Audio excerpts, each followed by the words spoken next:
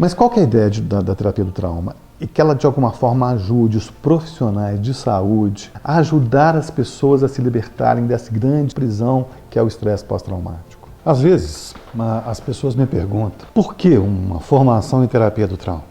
E talvez a gente tenha que historiar um pouquinho. Eu, como muitos de vocês, eu venho da psicanálise, de uma linha mais cognitiva, né, de terapias mais formais. E por volta de 1992, 93, eu fui estudar hipnose, que foi uma luz na minha vida. E aí eu comecei a perceber algumas coisas diferentes, algumas abordagens que poderiam ser feitas de forma diferente. Mais ou menos em 1996, apareceu no Brasil um curso muito interessante, que é um curso de MDR, que era de sensibilização através de movimentos oculares. De uma americana chamada Francine Shapiro, a gente que estudava hipnose, a gente tinha um grupo de estudo que a gente estudava junto, e a gente foi para o Rio aprender um pouco dessa técnica. O que era isso? Como é que isso funcionava? E foi uma coisa muito interessante na minha vida. Eu comecei a trabalhar de uma forma diferente e comecei a perceber que o trauma pedia uma abordagem específica, algo que trabalhasse talvez mais profundamente com as pessoas, especialmente. Eu comecei a perceber que no trauma eu precisava de algo além das palavras, que é o que a gente chama hoje de neuroterapia, que com o tempo eu vou explicar um pouquinho mais para vocês. Durante alguns anos eu trabalhei com MDR, e a gente fica apaixonado com a técnica é muito bacana, né? Está muito em voga hoje, tem uma turma trabalhando com isso de uma forma muito bacana, né? Naquela época o Shapiro dava aula, tinha o Grand, que hoje tem o Brain Spotting, que é um cara muito interessante, ele já tinha os CDs dele. E trabalhando com MDR eu comecei a perceber que havia coisas também interessantes. Eu comecei a estudar uma coisa chamada psicologia energética. Eu lembro que foi num curso, foi até um colega meu que me chamou a atenção e falou assim: Gastão, você já conheceu a psicologia energética?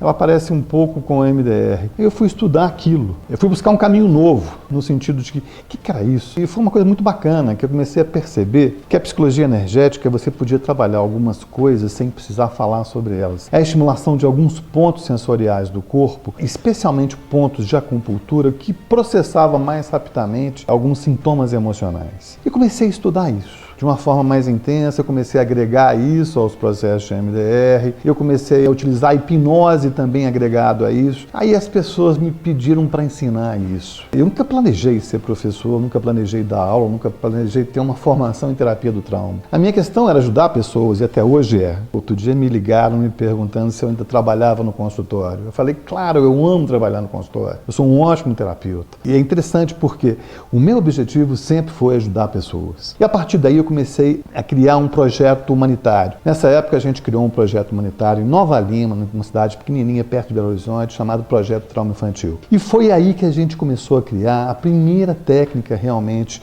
em psicoterapia do trauma, né? Que é o processamento rápido de informação. Foi um trabalho com criança, a gente começou a perceber que ela tinha um procedimento especial. Inclusive, até hoje, é a técnica que a gente utiliza como de primeira escolha com criança, que é o processamento rápido de informação. Mais tarde a gente agregou um pouquinho de hipnose, agregou um pouquinho de acupressão, na época era o modelo da TAPAS, do TAT.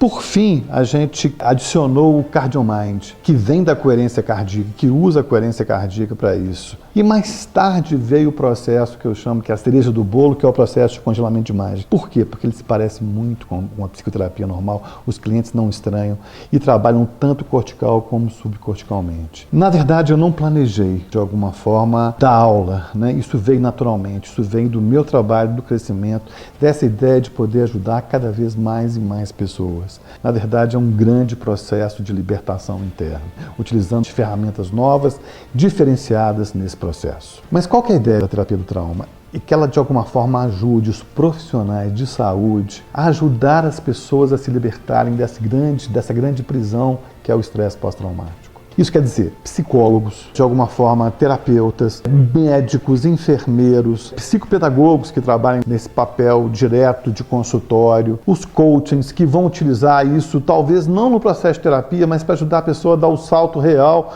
no processo de crescimento pessoal. E porque essas técnicas também que são ensinadas no processo de terapia do trauma, elas podem ser usadas para qualquer outra coisa, para depressão, para fobias, para ansiedade, para algumas situações de pânico. E até a situação que a gente chama de dores internas, processamentos somáticos, elas são muito funcionais.